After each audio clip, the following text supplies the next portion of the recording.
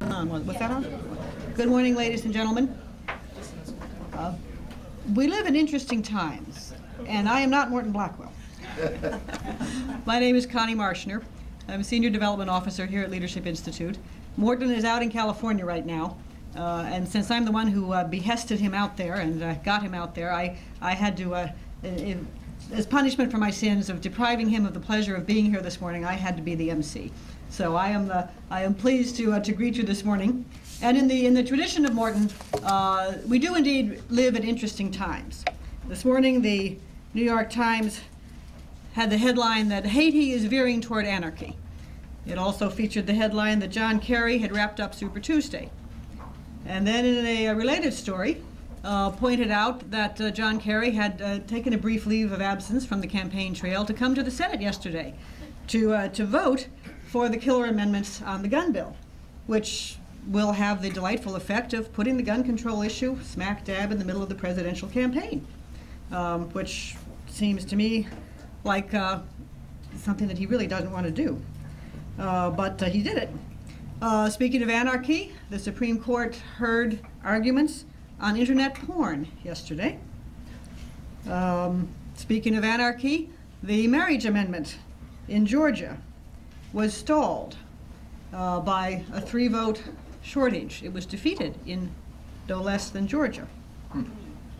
And coming down to the real social issues and the basic human nature issues, speaking of anarchy, a child was discovered alive and healthy and well at the age of 6 who was thought to have died in a fire 6 years ago, shortly after birth, but had in fact been kidnapped by her aunt, who had set fire to the house, convinced the mother that the child had died, and then raised her. And now the child's fate is in the hands of the foster care state of New Jersey. So we have anarchy on all sides of us. So it is very good to come this morning to an island here where there will be clear thinking and peaceful minds together where we can join. Let me just make a couple of announcements that there will be videotape of this presentation, this morning's presentation is available, as well as of past Wednesday Wake Up Club breakfasts. The Center for Print and Broadcast Media will gladly provide you with as many tapes of any of them that you would like for $15 a piece. Beverly Holberg is the lady to see if you're interested in that at the end. You have before you the dark yellow paper, the goldenrod colored paper, which contains the 2004 school schedule. It is worth mentioning that in 2003, the Leadership Institute trained 3,562 students in 114 different schools, and we placed 59 job seekers through our employment placement service. If anybody is interested in any of these schools, there will be an opportunity at the end of the program to ask for more information about them. At this point, I would like to introduce Shannon Toronto to give the invocation and lead us in the Pledge of Allegiance. Shannon is the Institute's Director of Foundation Relations. Originally from Salt Lake City, she moved to Washington shortly after the Olympics in 2002. While in Salt Lake, she had worked as Executive Director of the Mariner Eccles Foundation, a private grant-making foundation supporting university education, medical programs, the arts, and social services in Utah. She also worked as the executive editor of a winning $1.7 billion proposal for the Hill Air Force Base in Ogden, Utah. The proposal, which was for attaining Department of Defense workload situated in Sacramento, was submitted to a source selection committee at the Pentagon. Prior to working at Hill Air Force Base, Shannon was marketing director for the Waterford Institute, an educational research center which designed the Waterford Early Reading Program, which is now used in kindergarten programs around the country. She's a graduate of Brigham Young University, holding the MA and the BA in English, and currently serves as a member of the Executive Council of the BYU Management Society, the Washington, D.C. chapter. Shannon.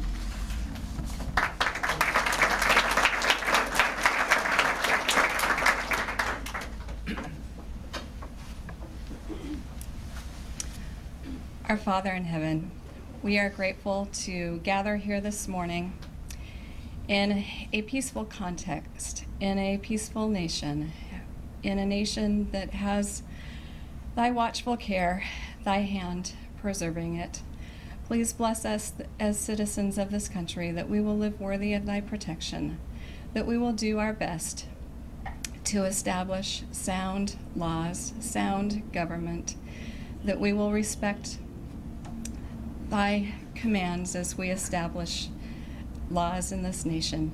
We are grateful to gather here this morning to listen to Midge Decter, to hear the talk that she has prepared for us.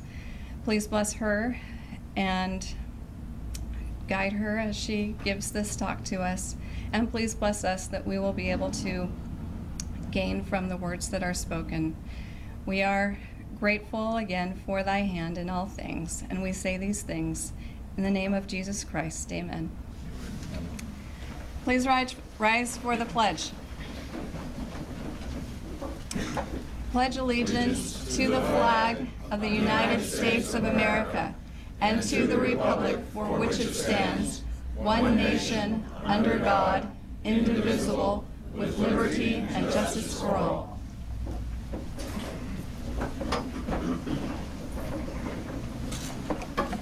Thank you, Shannon. And today the featured Programs Department report will be given by Steve Casarino. Steve grew up in Rutland, Vermont, where he has worked for campaigns and political action committees since the age of 14. He graduated in 2002 from Gettysburg College. While he was there, he wrote editorials for his school's paper, started an alternative newspaper with the help of the Campus Leadership Program, and brought high-powered conservative speakers to Gettysburg. Steve Casarino.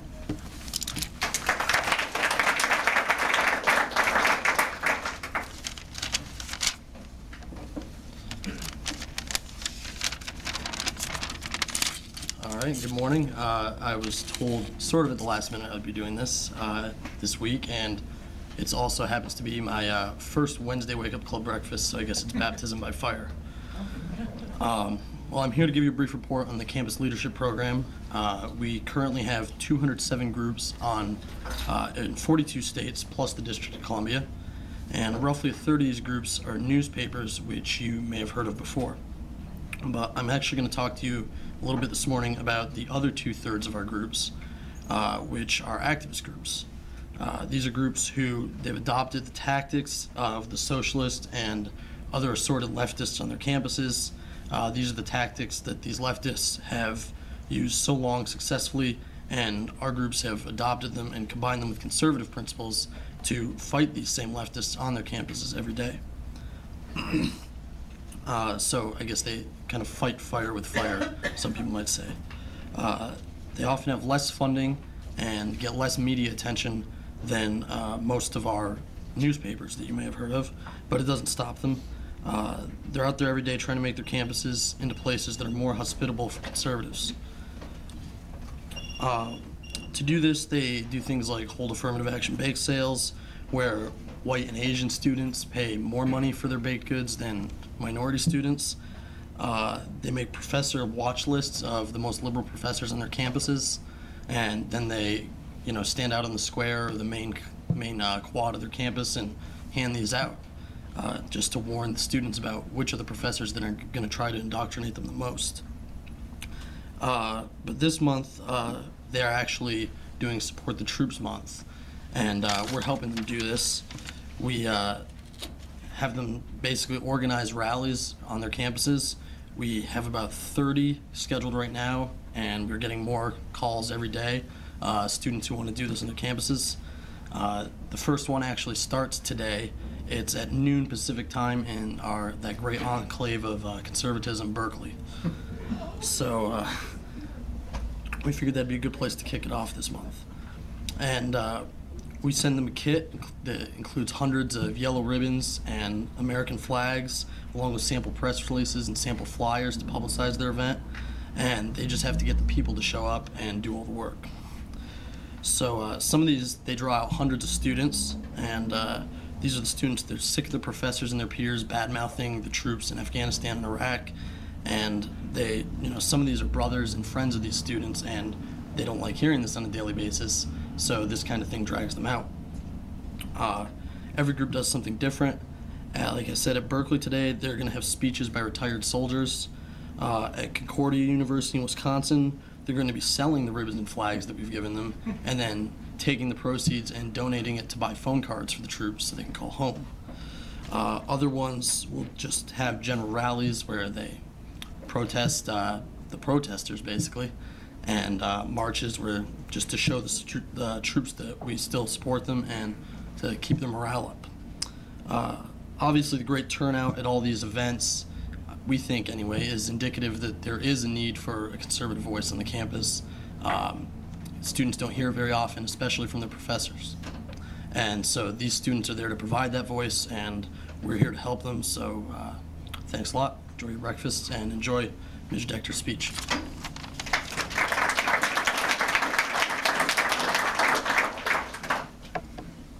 Thank you, Steve. It is really a great pleasure to introduce Midge Decter. For 4 decades, Midge has been a writer and a commentator who has appeared in every place worth appearing. The American Spectator, New York Times, The Atlantic, National Review, the list goes on and on and on. It's an endless list. She has written and published 5 major books: The Liberated Woman and Other Americans, The New Chastity, Liberal Parents, Radical Children, An Old Wife's Tale, My 7 Decades in Love and War, and most recently, do you have a copy? Can I just show that? Just out, The Rumsfeld, A Personal Portrait, which is currently just making the rounds. But the really interesting things about Midge Decter are not the things that appear in usual print. The thing that you really need to know about Midge to understand her significance is that Midge is the founding mother, if you will, of the neocon movement, the neoconservative movement. Many years ago, she organized the Committee for Democratic Majority, which was founded right around the time, if not 1972, yes, it was 72, wasn't it, when McGovern was running. But after the McGovern crash and burn, tried valiantly to rescue the Democratic Party from the control of leftists who are trying to overturn, our country's essential philosophical and political foundations. She and a few other heroes tried to save the soul of the Democratic Party. With one final blaze of glory, that committee's footnote in history. And the final blaze of glory was that while throughout Jimmy Carter's campaign and Jimmy Carter's time in office, he ignored the Committee for Democratic Majority until re-election was upon him. And then one frosty morning, he invites Midge and a few friends to the White House, where he didn't seem to know why they were there. And the meeting didn't go well. He ended up leaving the meeting, turning it over to his staff. And the Committee for Democratic Majority ended up leaving the White House and walking into the barrage of microphones and television cameras that are always set up there, and were asked what happened. And what happened was, next, that Jeane Kirkpatrick, who had been one of the people in that meeting with the Committee for Democratic Majority, walked up to the microphone and said, "From now on, I'm supporting Ronald Reagan." And the rest is history. But that was the Committee for Democratic Majority. But committees were fun, and so Midge went on, and she founded the Committee for the Free World, which then continued to network and to build and to strengthen the ideas and be a place where anybody who was coming out of liberalism could find safe harbor and companionship and help with their clear thinking. At one point, but Midge was more than that. She kept that going. Does it still exist? I'm not even sure. No, it doesn't. But she kept it going for a long time simply because she was a fighter. And here's a case in point. Shortly after the committee was announced, The Nation magazine, far left magazine, came out with their huffing and puffing, and they said, surely this thing is funded by the CIA, and all this self-righteous leftist indignation. To which Midge responded very courageously. She called up the editor of The Nation and said, tell you what, you want to come over and look at my books? No problem, as long as I can come over and look at your books. And faced with that awful truth, he never mentioned the issue again. So this is who Midge Decter is. She may appear like a charming, sweet, demure grandmother, but she's really a tiger. And also, I should mention, the master, or perhaps I should say mistress, of the bon mot, the good word. The aphorisms penned by Midge Decter are too numerous that they would fill volumes. But I just want to share with you my favorite, which is, women's liberation calls it enslavement, but the real truth about the sexual revolution is that it has made of sex an almost chaotically limitless and therefore unmanageable realm in the lives of women. And when you think about that, the truth condensed in that one sentence explains so much of what is motivating so much activity on the political scene today. And with the absolute certainty that we're going to hear some more good words this morning, it is my pleasure to welcome Midge Decter.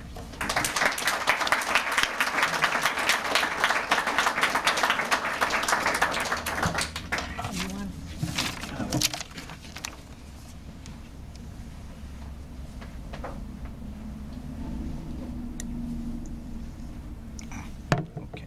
Thank you very much. I'm not used to this contraption. Thank you very much. It's really an extraordinary experience for me to be here this morning. First of all, to see Connie Marshner, someone I haven't seen in a very long time. Which brings me to what I wanted to begin with this morning before I get to Donald Rumsfeld. And that is the question of neoconservatism. I wish to announce that I am not, and have not for probably at least 40 years, been a neoconservative. Because when I had been, God help me, a liberal, except the one passion of my life was really doing down the Soviet Union and all its branches and works and ways. And at a certain point, the Democratic Party was a place where you could be anti-Soviet. But that, by the 1960s, that was really no longer the case. By the end of the 60s, I had realized that not only were the liberals not anti-communists, but they were out to get my kids. And that was a very important lesson. At which point, I met conservatives, and among them Connie Marshner and Anne Phyllis Schlafly, and I will never forget a first meeting at which people were talking, and I suddenly realized that I had not a single disagreement with a word that was being spoken. Therefore, I discovered I am not a neoconservative. This was a term that was meant to be nasty. It was first used by Michael Harrington, I think, with no compliment intended. And finally people began to say, well, if that's what they're calling us, that's what we'll call ourselves. This term has now been revivified for some reason. It turns out that the U.S. government, according to many people, is in the hands of a neocon conspiracy involving Don Rumsfeld, of all people, and a group of very dark and suspect people who are called Straussians. I can't tell you how bewildering this is to me. Leo Strauss was a German refugee professor of political philosophy who taught Aristotle and Plato, and who would have been totally astonished to discover that he was the main conspirator behind the behavior of the Pentagon. So that's why I wanted to begin with this, because I've been reading all over the place about neoconservatism and how the neoconservative conspiracy is really running the U.S. government. And if it didn't make me laugh so hard, I would find it utterly bewildering. So I'm here today to talk about Don Rumsfeld, which is a subject I love to talk about. I wrote a book about him. This book was not the sort of thing I normally write, a portrait of a public figure. Usually newspaper men write those things, and I am not a newspaper man. And I am, God help me, what they call a social critic. Now, what a social critic is anyway in my case, is someone who picks fights with people. And I've been picking them for quite a long time. First it was the radical blacks, and then it was the radical women, and then it was the homosexual rights movement. They're all part of the same, I won't call it a conspiracy because it's much too powerful, but they're all part of the same mindset. And it appears that they are going to be with us, I'm afraid, forever. And that means that we all will have work to do. This is very steady work, and none of us will be unemployed. Now, as I said, writing a book about a public figure is not exactly what I do. The reason that I wrote this book is that I woke up one day and discovered that Don Rumsfeld, someone I had known for quite a long time, had become a star. This is a very unusual thing for a Secretary of Defense to be. I mean, Secretaries of Defense have been fine people, very distinguished, some of them very smart, some of them not so smart. But stars, they really haven't been. And here he was.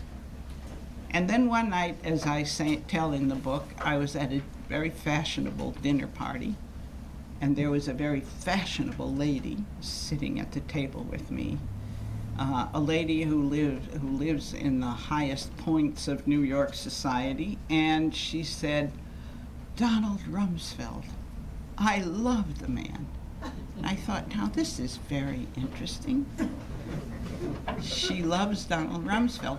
I had known him because, as Connie told you, I had organized this little hawks cabal called the Committee for the Free World, and at a certain point he had agreed to be our chairman. He was then a very successful businessman in Chicago, and we were delighted. He didn't have very much to do, but he stood at the head of our letterhead, and that was very good. And suddenly, this man whom I had known, who was very charming and very, very smart, but he'd been around for a lot of years, and no one had paid particular attention to him. He had thought he might run for president in the late 1980s, and he always came in at the bottom of every single poll and couldn't raise any money. And that was the Don Rumsfeld I knew. And here he was.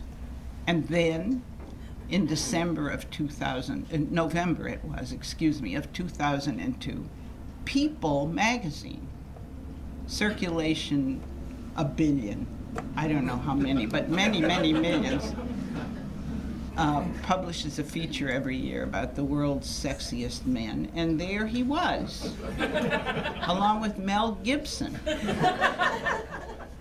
Well, I thought, this is just too interesting. So I thought maybe I would write about this, and I wrote to him and asked him if I could, and he said yes. But by the time I started, the country was at war in Afghanistan, and he was a kind of busy person. So I was given all the tapes. I watched all his press conferences, and those I wasn't able to watch myself. I was given tapes of. So it was as if I had been doing research about this. And there he was, a national hero, which was only a source of great delight to me, I can tell you, and to many people who knew him well. But he had, as I said, a long career. He had been 4 times elected to Congress, the first time the youngest person who had ever been elected to Congress, right out of the Navy, where he'd gone after college. The 4th time, it was beginning to look to him, according to him, as if the Republicans were going to be in a perpetual minority in Congress. And anyway, insofar as there were Republicans in Congress, they were in the grip of an old guard who wouldn't let any of the young guys in on any of the fun or any of the power. And he got very restless. At that point, Richard Nixon invited him to come work for him, to be the head of the Office of Economic Opportunity, if you wish. And he said to Nixon, "I voted against that, and I'm opposed to it." And Nixon said, "That's exactly why we want you to run it." And he went to OEO, and there he and others had a great revelation. They discovered that pictures of Che Guevara and other posters like that were all over the walls of OEO, and that the funds, insofar as they had any funds, were going to the worst groups all over the place. Well, he managed to put a stop to that, but he didn't manage to do much else at OEO. He also was a presidential counselor at the same time in the White House. And whether it was because he understood what was happening with Watergate, or whether he was just a very lucky man, and we will never know the answer to that, because if it was that he understood what was going on with Watergate and what was going to happen to Nixon, he certainly will never admit it. He got himself appointed as our ambassador to NATO. And after that, when Gerald Ford became president, Ford brought him back to the White House to be chief of staff, and then he became Secretary of Defense. So he was the youngest Secretary of Defense. He's now the oldest. And he is the only one who ever served in that capacity twice. So he's had a very interesting career. And meanwhile, after Ford left office, he went back to Chicago and made 2, not 1, but 2 fortunes. Each one as the result of taking a failing business and within a very short space of time, making it a successful business. From nowhere. He had never been in business, and he had never studied business. It was just his toughness and his shrewdness. Well, when he was appointed Secretary of Defense by W, the 2 of them decided that since there was no longer a draft, and since the armed forces were much smaller than they had been, some reform was going to be necessary. Anyway, there was new technology, and there were all kinds of new things in the world, and the military was still very old-fashioned, and he had to reform the whole thing. Well, you give a man like Don Rumsfeld an assignment like that, he wastes no time fooling around and being a nice guy. So he went into the Pentagon, and he began to reform it. He went into office in January of '91, and by the summer of '91, officers from the Pentagon were already spreading rumors that he was on the way out. Because first they thought it was going to be great to have him there since he would understand them, and then they got very, very upset with him because he was trying to get them to reform themselves, and evidently not being terribly gentle about it. And so they had a lot of friends in Congress.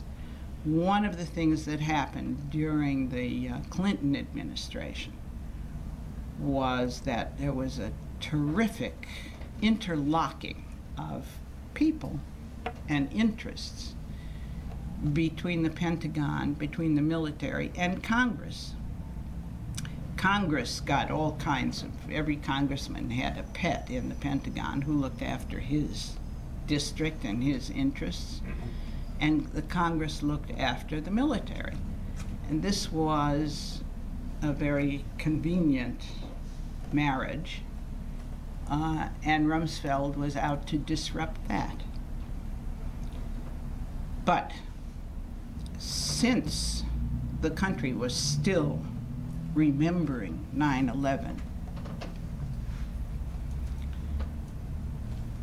and there was still a lot of high-heartedness about and patriotism from one end of the country to the other. You couldn't go to a meeting or a dinner or anything that did not begin with the singing of God Bless America. There was a certain cop in New York who had a very good voice, and he sang God Bless America. And every single affair that was held for 2 years, there he was singing God Bless America. But the war in Afghanistan went well. There were not very many American troops there, and anyway, Afghanistan was a faraway place of which nobody ever knows anything, and it seemed fine.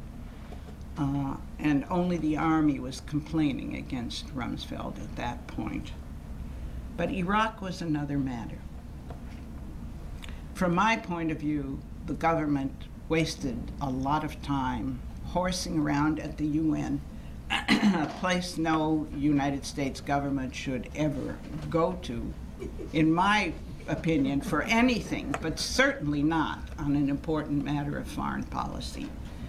But we were there begging for their cooperation for a long time and not getting it. And by the time we went to war in Iraq, the whole atmosphere had changed. All that time allowed the left to regroup and get itself going again. And people were now feeling more comfortable, and they were forgetting September 11th. I guess you do. I mean, you do forget things. That's what makes it possible to get through life. But it was an unhappy circumstance when it came to America's war fighting. And when we went into Iraq, there has never in history, I think, I'm not a historian, but I would be willing to bet that there's never in history been anything like America's war in Iraq. It took a month, just a month, without destroying the civilian population, without smashing the buildings, without undermining the infrastructure, without doing anything like that, for us to have conquered that country. And this had to do a great deal with the new military and its theory of how to fight.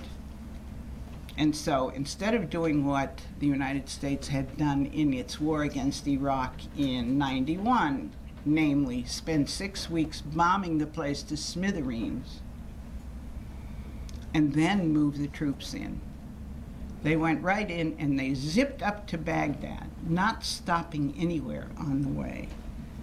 And by day 3 of that war, the press was carrying stories about what a disaster this was. It was a disaster, and it was Rumsfeld's fault. Mostly these stories came from retired Army officers who still had their connections to the Pentagon. This was not a war of the kind they would have fought or ever had imagined fighting. And I kid you not, day 3, there were stories. And then, of course, they began, as the vice president said, they were embedded in television studios, and every night they were giving us the bad news. It was impossible to imagine, if you just listened to them, that we could ever win that war or take over that country. And yet we did in a month. The military, by now, he has managed to bring officers who are more sympathetic to him into power at the Pentagon. But there are still, particularly retired officers, who are still around, hand and foot with the left wing, crying about the disasters every day. Every single American soldier who dies there is treated like a whole army. Now, I don't mean to sound cold-hearted about soldiers who get killed. I don't feel cold-hearted about it at all. But the fact is that the casualty rate in Iraq is minuscule compared with any other war that the United States has ever been in. Minuscule. And now, of course, we are engaged not in a war, but in a struggle against terrorism. And that's a whole different thing. Nobody knows how to fight terrorism, and no civilized country for sure knows how to fight terrorism. Because, for instance, one thing you might do when you capture a terrorist is not read him his rights, but do unpleasant things to him, whereupon he might tell you who his comrades are, where they came from, and what their other plans were. This was something the Israelis learned a long time ago, and it led them to do unpleasant things. And the United States, so far, has not really proved itself capable of dealing with terrorists that way, and probably we never will. And it is undoubtedly a virtue on our part, but it really puts us, and the man who is overseeing this whole thing, namely Don Rumsfeld, at a considerable disadvantage. This is still going on, of course, this attacking Iraq and crying. I gather they are now working out a constitution, and the electricity is running, and the oil is pumping, and the people are settling back into normal life, and schools are open, and all those things, but you wouldn't know it. You wouldn't know it if you listened, if you watched television or listened to the radio, or, I'm afraid, listened to some of my former friends among the people who are now known as neocons, who are not. For instance, Bill Kristol is someone I have known literally since the day of his birth. And I promise you, he's not a neocon. He's got conservatism in his genes. But there he is. He's being a bit of a wise guy, in my opinion, and probably not more than that. So, here is Don Rumsfeld, a most extraordinary figure. I talked to all kinds of his friends and asked them, what do you think accounts for this. And they all had explanations. Excuse me. One of them, the most common one, was that he was a wrestler. He was a championship wrestler in high school, he was a championship wrestler in college, and he was a championship wrestler in the Navy.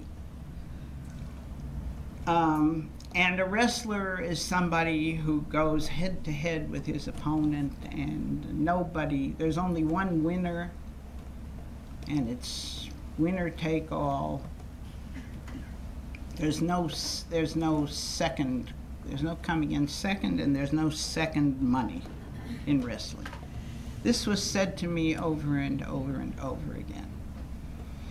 Well, okay, that might account for his ability to have gone into the Searle pharmaceutical company and within 4 months having fired half the managerial staff and sent some part of the rest of the managerial staff back into the field to do some work.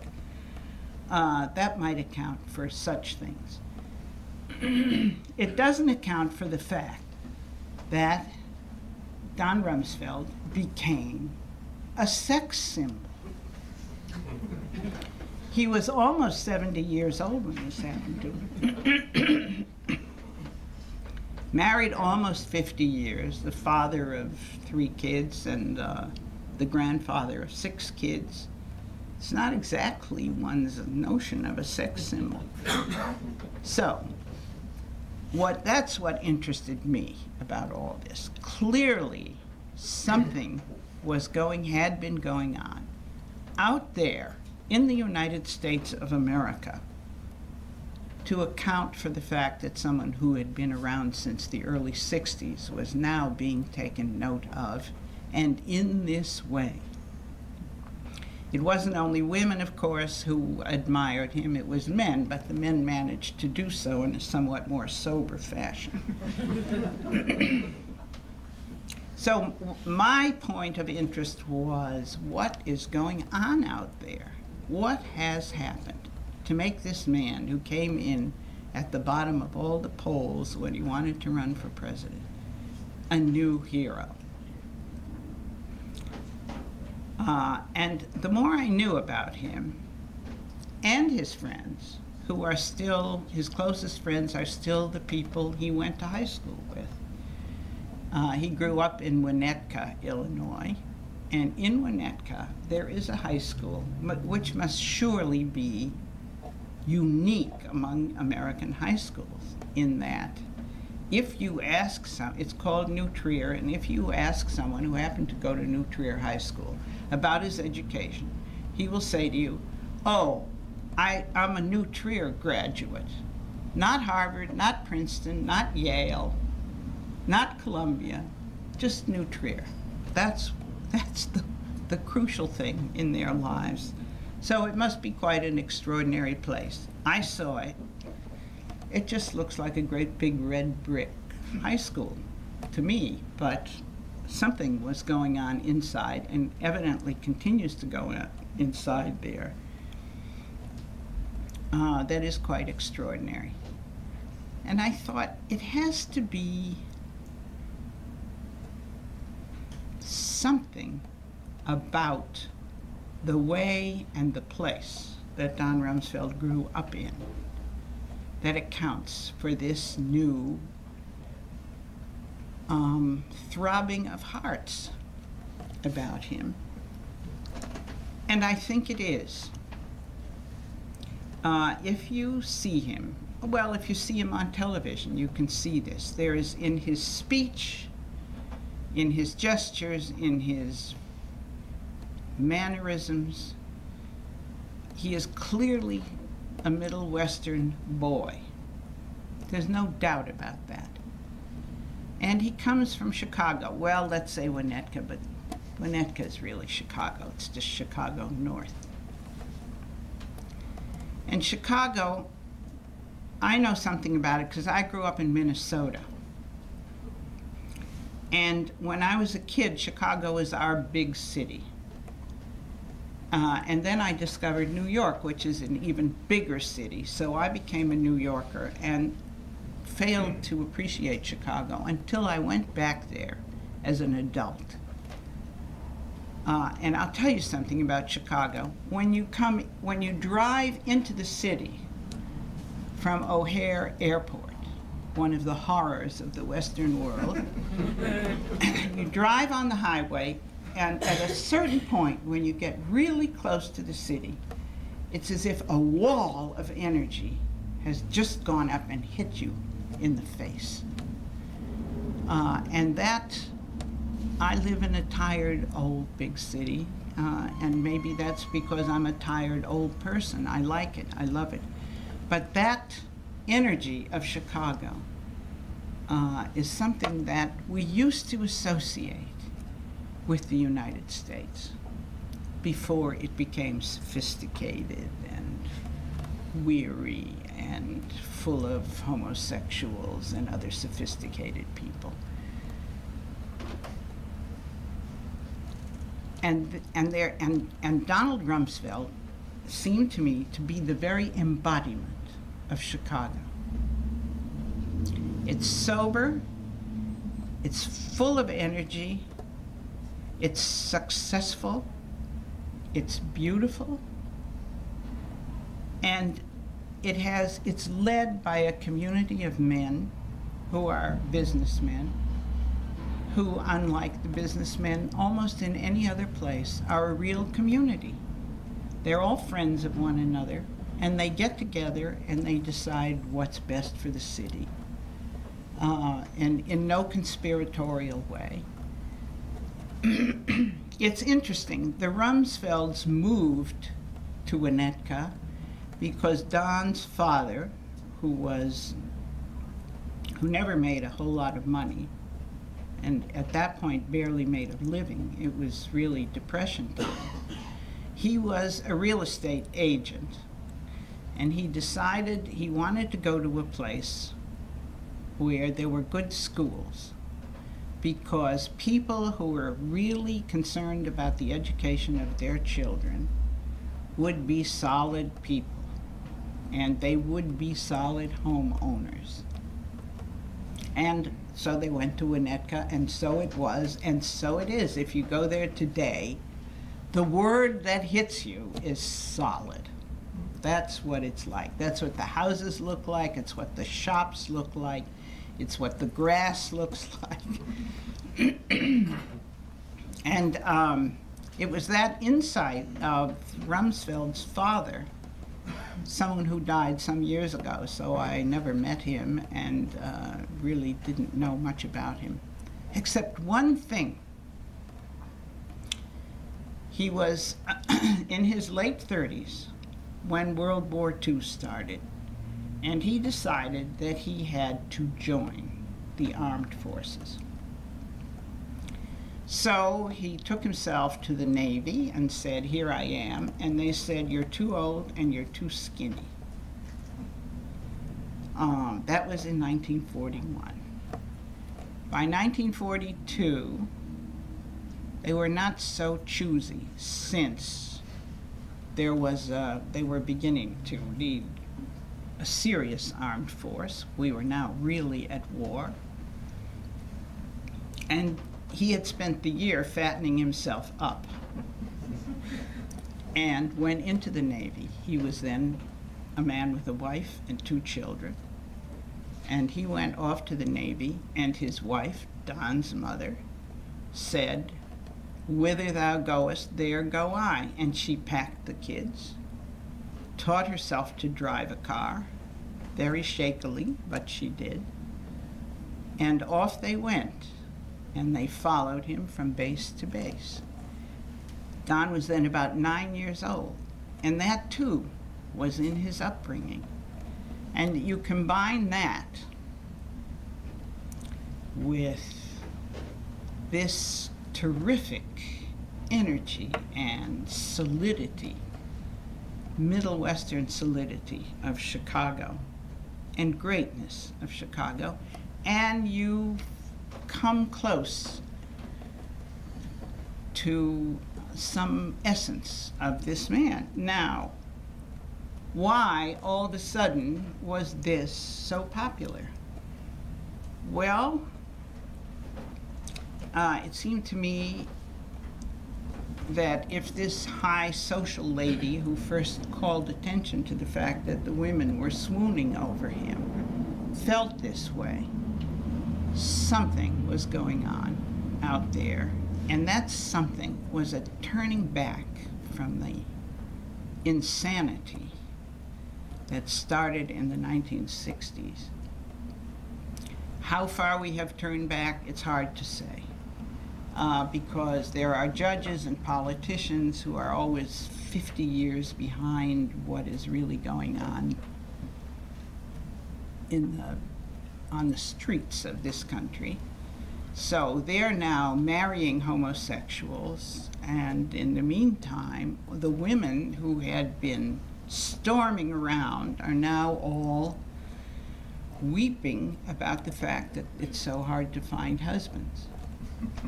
Why they are weeping, I don't know, because why any man would marry a woman who said the things those women said about him is beyond me. And they are now reaching the age, and guess what? They want to have children. Imagine that. And in order to do that, they think they ought to be married. Unlike a couple of movie stars who became famous for saying they didn't have to be married when they had children. And so there is a reversal, finally, going on. An attempt to kind of repair the damage that this culture, that we had done to ourselves in this culture, either by proposing all this nonsense or by buying into it in order to be popular, which is what all the politicians did. Now, I live in New York City in a neighborhood in which the following things happen. When I moved in, I've lived there 25 years. When I moved in, every morning I would see these very elegant and chic young women, either in running suits or all dressed carrying their attaché cases, hailing taxis to go to the law firm they were all working for, or the advertising agency, or whatever it was. And now, guess what? They are standing on street corners with strollers. There are no front yards where I live, and there are no front stoops, and so in order for the women to stand to chat with one another, they stand on street corners with their strollers. This is something new, and it is surely as I'm standing here, related to the same phenomenon as made Don Rumsfeld a hero. And that's all I want to say. If you want to ask me questions, go right ahead.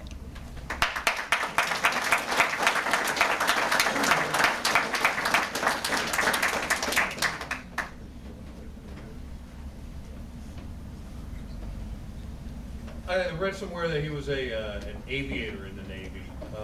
Was he a carrier pilot? What kind of plane did he fly? Do you know? I don't know what kind. I don't know what kind of plane he flew. I know it wasn't a jet. He was first. He was. It was. They flew in formation. Forgive me.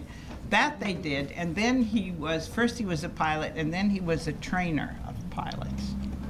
I mean, because you were trying to analyze, reaching back, what in his background might have made him the way he is. It seems to me that and being a wrestler and a scholar at Princeton are all manifestations of his core character or abilities. But not too many people have that amalgam of talents to be a college-level athlete at a good wrestling school like Princeton. Somebody who's bright enough to get into a top-notch college and then go off and fly planes for the Navy, too. Yes, right. Well, it suggests that he did fly on carriers. I don't think so. He was stationed in Pensacola, and then he went somewhere else, and then he went back to Pensacola. And I never saw any indication that he did. Yes, Midge, I Terry. just want to comment on Amplify, what you said about his energy level. I remember one time making an appointment, this was during the Clinton years, to see him in Chicago, and the secretary said, well, how about 7:15? I said, well, sure, 7:15 in the morning. I went into the office, it was fully staffed. There were 3 secretaries there, people were coming in and going out. It was like any other office at 9:30. So there's a lot of energy there. Yes, yes. Oh boy, are they in the Pentagon early? Oh yes. Question. Don Rumsfeld may be a little too old, but what chance of success would a man like Donald Rumsfeld have as President of the United States? Well, I think he would make a great president. And you know, one of the things that's interesting, when he ran for president, possibly one of the reasons that he didn't get anywhere is that he was going around the country making speeches, and guess what he was talking about? Terrorism. That's what he was talking about. Well, in 1987, if you said terrorism to an American audience, it probably promptly went to sleep. You know? What's terrorism? What has that to do with us? I think he could be president right now. I mean, he was the youngest congressman. He could probably be the oldest president, if you ask me. Yes. Do you have any observations on the dynamic between Rumsfeld, Bush, and Colin Powell? Well, I will tell you one thing about Don Rumsfeld. It drove me crazy, actually, when I was trying to do this book. He refuses to gossip. I don't think that's true of Colin Powell.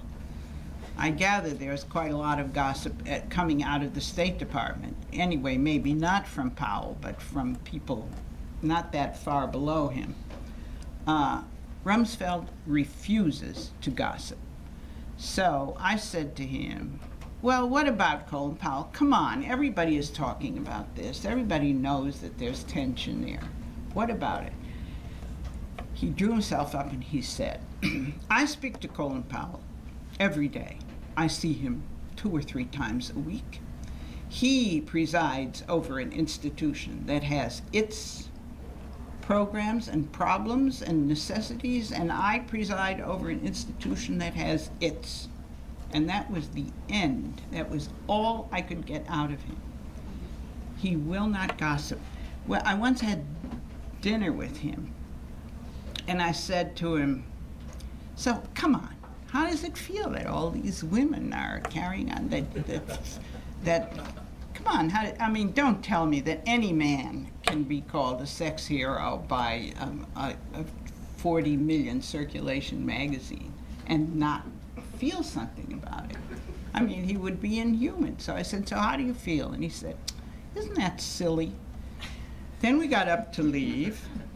We passed the bar. There were sitting 3 women of uncertain age. When they saw him, they jumped off the bar stools and sashayed over and said, ooh. And I went out on the street waiting for him to liberate himself from these ladies. And when he came out, I said, uh-huh. That's all I said.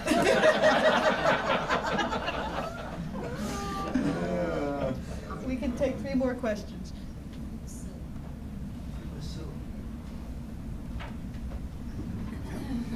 I guess we don't need to take 3 more Yes? questions. There's one more. You mentioned that raising your children was one of the most important challenges that you had. And I can't remember if it was one of your books or one of Norman's books where Allen Ginsberg said, we're going to get your children.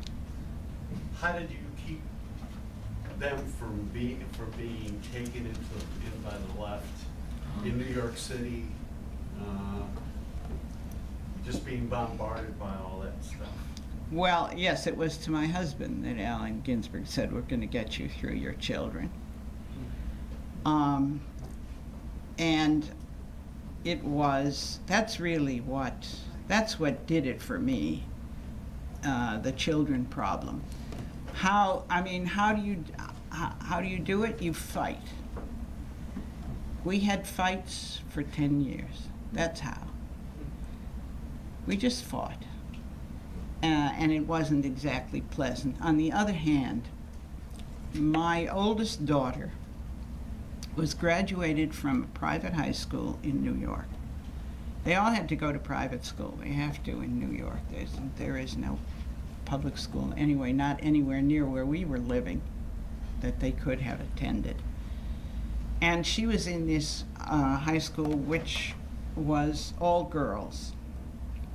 In the class that graduated with her, one is still in a loony bin. One has been in and out of drug rehab. She's now a woman in her 50s, my daughter, you understand? One killed herself. One is living at home. I ran into her mother on the street one day and asked how Emily was, and she said she comes out of her room now. It was ghastly. Fortunately, because I would have fought, but I would have been no good at it.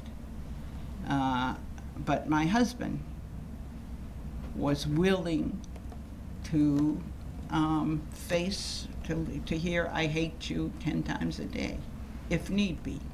He's very tough, and he was very tough with them, and I credit him with having saved their lives. Now, I have 4. The 2 older ones were the ones really in danger. The 2 younger ones, things were already changing, partly because of the older ones. One of the younger ones looked at the older ones and said, "They don't have any fun. They don't do anything." What do they do? They're so boring. So that's what saved her. And the baby was already in a different generation. The war was over, the draft was over. The draft was very important because all these boys were running around saying, "I'm queer, I'm sick, I'm crazy," whatever. And I don't know any of them anymore, but I can imagine now that they are men in their 50s, how they must be paying for that.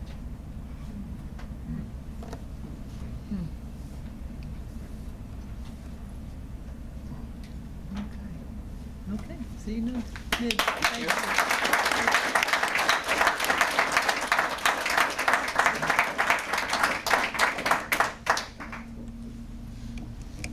Don't go just yet, Midge. Can't let you go. Thank you so much for that. And isn't it wonderful to hear somebody who can give you the big picture, where the ideas come from, and give you a picture of the man and what character traits, what cultural traits, what social traits produce great men, and to hear the analysis, isn't that enlightening and soul satisfying? It was for me, and I thank you. Thank you. And on behalf of Leadership Institute, now your tie is very handsome. It is very Thank you. attractive. We would never I love it. do anything, but we want you to have a lot of variety in your wardrobe. And so we are pleased to present you with the Adam Smith scarf, which will also complement your wardrobe. Why, thank On you. behalf I'm of Leadership sure the Institute. president of the Heritage Foundation will feel this a companion piece of clothing.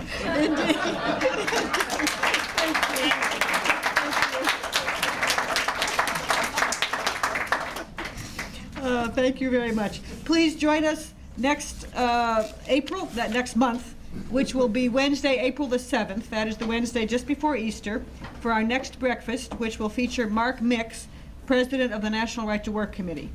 And Seth Krause, where are you? Seth, if you could come and stand here, please. Anybody who would like a tour of the building, Seth Krause is lined up to give the tour.